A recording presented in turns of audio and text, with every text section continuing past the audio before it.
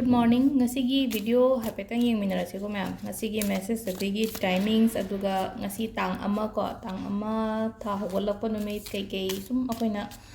tawba yage habado adumaso kara ay share to zaramge ko ma'am ta. Ado ahambagi card lahum no thopas mo thopirase ko nunti ako na tawbo dumaina card number 1 2 3 ko 1 2 3 sidagi ama kanbirasi ko. Adi ay somna 1 kan gera 2 kan gera natraga 3 kan gera ko. Lay ko card ahum se. Card 1 2 3 ko. Card number 1 kan ngai yeng minarsi ko. Card 1 se ke lege habado ko.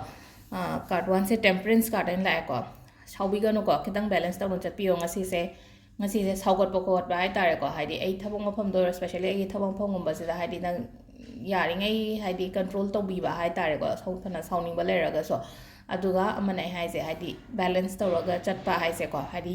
yumga thabaka se khatang balance tawraga chatpiu ko kishu stop camp ta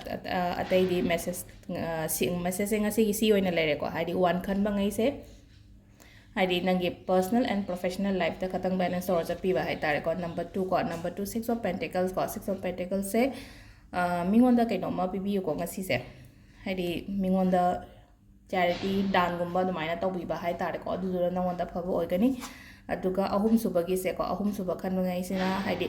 hajik se sum haidi hanagi nungai ta basum khanjalaga legale ko aduna haidi thadopiyo hanagi nungai ta mayam se ko haidi nakana mada nungai ba mayam ma le ko aduna haidi mai onthokpirak pa hai tare ko haidi sum phatarom da khandoi shopudi aphabarom da hai tare ko nangi som side na haidi awaba nungai ta ba haida som side sina aphaba leba som side ki da adum focus toro leba do aduna leitana ba hai tare ko som do onthokpiro change la kani life te yamna ko adu sisina akoigi card ki message leire aduga timing ko timing se ayuki pung 8 ga minute kaino dagi 8 ga minute kaino 8 minute 13 dagi na pung 12 ga minute 19 phawum leire ko aduga pung 1 ga minute 46 dagi na pung 3 ga minute 10 phawum leire aduga 3 ga minute 10 dagi na 3 ga minute 46 phawa nungdang gisina aduga athengba gi na pung 8 ga minute 19 dagi na nungdangi ahingi pung 2 ga minute 10 phawa ma lere ko matam afabasina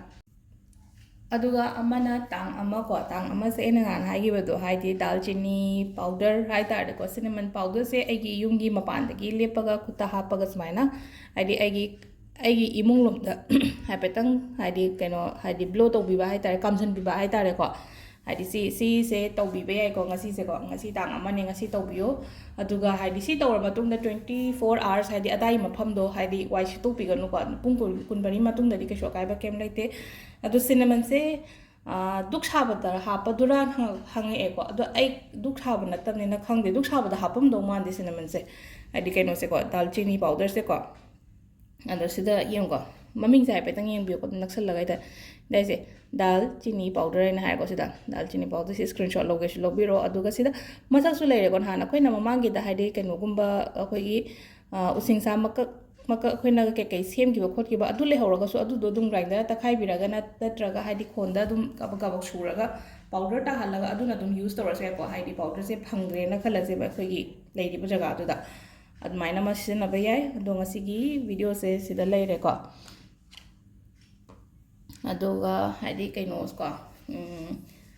red machu lewa pogi na red machu sepiyo yaraga di ko aduga like khoramba gumba chatpa khotpa leiraga di ko lewa po se dum kaino gumba se akogi mabli nakpa ngai oi taraga di kaino da mahabli khoramba dum chatpiyo ngang kai ka puraga ko lewa po numita mahabli khoram chapa se hana su yam tawnar mina ko haidi only ngasai ye khoina kuthi yengoraga haidi mahabli khoiramba chatlo haraga ta hairaga da chatlina ko adu na tabita dum akoina dum chachage su ko shukai de ko yaraga di chatpiyo thank you